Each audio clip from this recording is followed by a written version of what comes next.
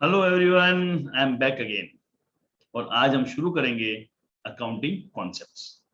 सो सिखाऊं उसके पहले let me share the screen ताकि हमारे लिए समझना आसान हो जाए। सो जब अकाउंटिंग नहीं सिर्फ कॉन्सेप्ट की बात की जाती है। हर टीचर बोलता है कॉन्सेप्ट पढ़ाता हूँ, हर टीचर बोलता है कॉन्सेप्ट सीखना जरूरी है। तो कॉन्सेप्ट किस चिड़िया किस बलाई का नाम है? कॉन्सेप्ट क्यों सीखने जरूरी है? तो अंडरस्टैंड वन थिंग, कॉन्सेप्ट को बहुत सिंपल लैंग्वेज में समझाऊं तो क्या होता है, हर गेम के कुछ रूल्स होते हैं। क्रिकेट के कुछ रूल्स है कि उसमें बैट होता है, छोटी बॉल होती है, पिच होती है, 11 प्लेयर होता है, ग्राउंड होता है। उसी तरह उसी कॉन्सेप्ट है कि वो गेंद फेंकेगा, आपको बैट से खेलना है। ठीक है। और आपको फुटबॉल आता है, आपको क्रिकेट आता नहीं है। आप ग्राउंड में चले जाते हो और फुटबॉल के कॉन्सेप्ट क्या है? बड़ी गेंद होती है और उसमें बैट नहीं होता, लात से मारना होता है। और आप अगर फुटबॉल का कॉन्सेप्ट लेके क्रिकेट के ग्राउंड पे चले जाओ तो क्या होगा? आप तो चले जाओगे, विकेट कीपर हो, जैसे ही बॉल दिखी आपने लात मार दी, एम्पायर बोलेगा गेट आउट। और अगर बैट्समैन होकर लात मार दी तो बोलते एलबीडब्ल्यू आउट, लोचा हो जाएगा। क्योंकि क्रिकेट के रूल, क्रिकेट के कॉन्सेप्ट्स हम समझते हैं तो क्रिकेट में मास्टरी पा सकते हैं।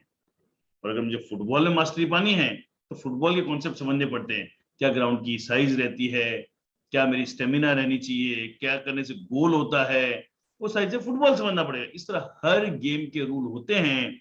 वैसे अकाउंटिंग के भी कुछ रूल्स है, कॉन्सेप्ट्स है, फंडामेंटल है, जो जब तक आप नहीं समझोगे और सीधा अकाउंट लिखना शुरू करोगे, यू विल फेस प्रॉब्लम।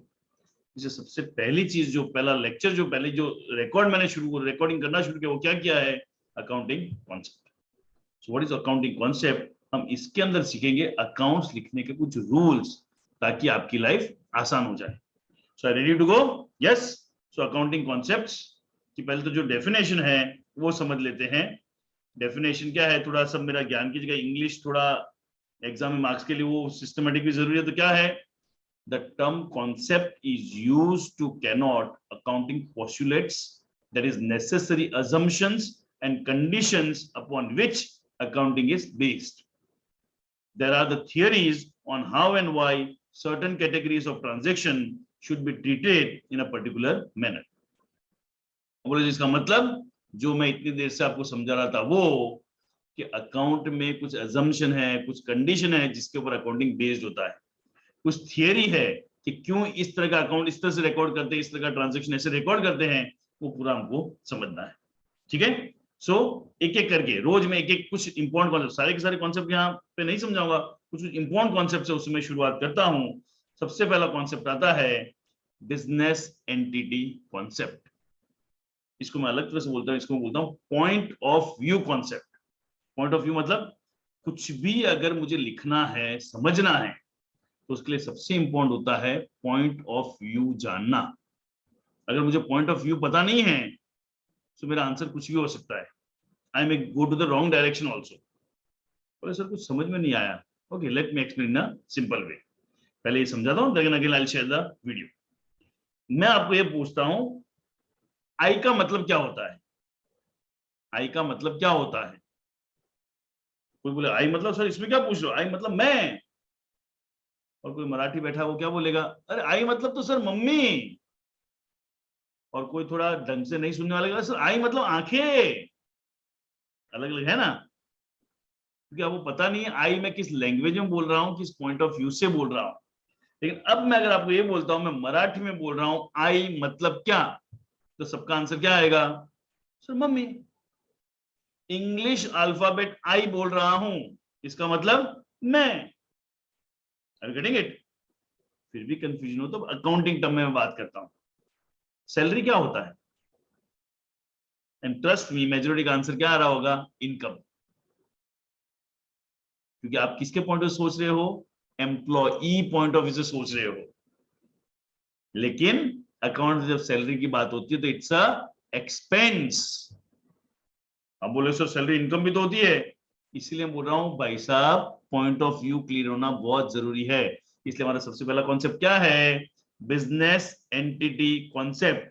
मतलब मैं जो कुछ भी अकाउंट से लिखता हूं, that everything need to be thought from the point of view of business.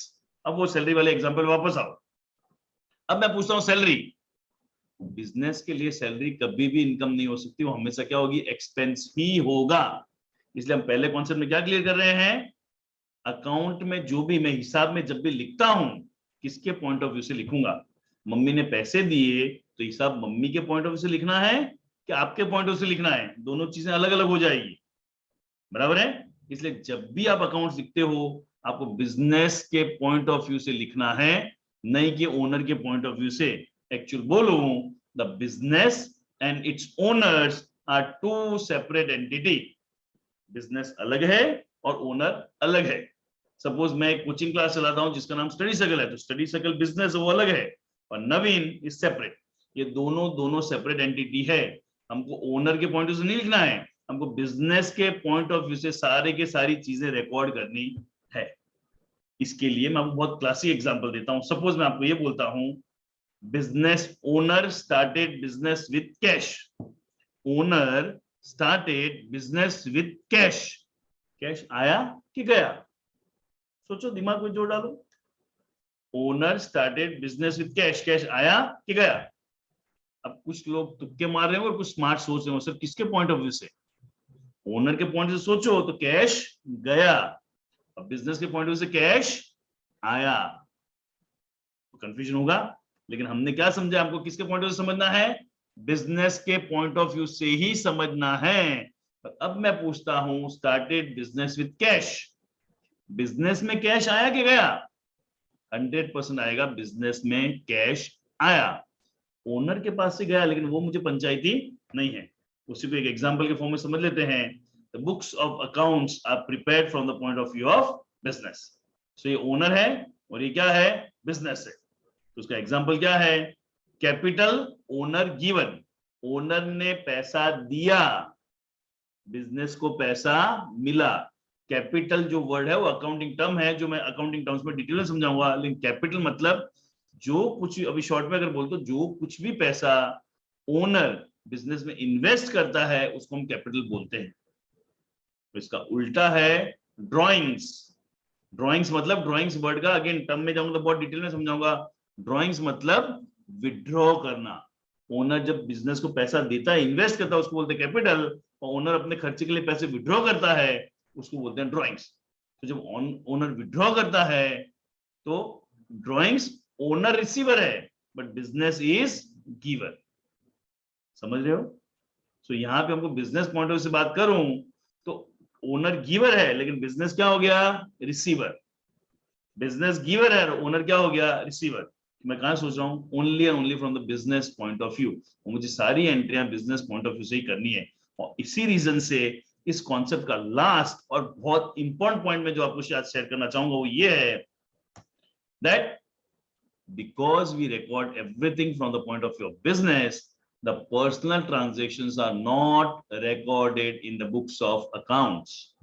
For example, a car purchased by owner for personal use is not recorded in the books of accounts of the business. Owner ने अपने personal use के लिए car खरीदी, वो books of accounts में record नहीं होगी। Owner अपना रिकॉर्ड करो, हम तो सब कुछ किसके पॉइंट ऑफ व्यू से रिकॉर्ड करते हैं, बिजनेस के पॉइंट ऑफ व्यू से रिकॉर्ड करते हैं। अब यहाँ पे प्रैक्टिकल लाइफ में एक दिक्कत आती है, मैं थियरी देखो जब भी मैं समझाऊंगा प्रैक्टिकल पढ़ाई पॉइंट ऑफ समझाऊंगा, फिर लास्ट में मैं समझाऊंगा रियल लाइफ में क्या होता है। रियल लाइफ में कई बार क्या होता है, अगर सोल प्रोप्राइटरशिप है, अकेला ही बिजनेस करने वाला है, तो फिर ओनर और बिजनेस एक हो जाते हैं। समझो वापस, पार्टनरशिप मतलब 4 पार्टनर है तो बिजनेस अलग है, पार्टनर अलग है, बराबर है। कंपनी है तो कंपनी अलग है, उसके शेयर होल्डर अलग है। लेकिन अकेला ही बिजनेस करने वाला है तो ओनर भी वो खुद है, बिजनेस भी वो खुद है। तो अगर आप अकेले बिजनेस करते हो तो इस कॉन्सेप्ट को थोड़ा सा प्रैक्टिकल लाइफ में ट्विस्ट करना पड़ता है कि आप बिजनेस और ओनर दोनों एक ही हो। तो आप ये भी बोल सकते हो मैं मेरे पॉइंट ऑफ व्यू से रिकॉर्ड करता हूं, मेरे लिए वो क्या हो रहा है। सो मैं ही बिजनेस हूं, मैं ही ओनर हूं, तो अगेन सैलरी एक्सपेंस आंसर वही आएगा।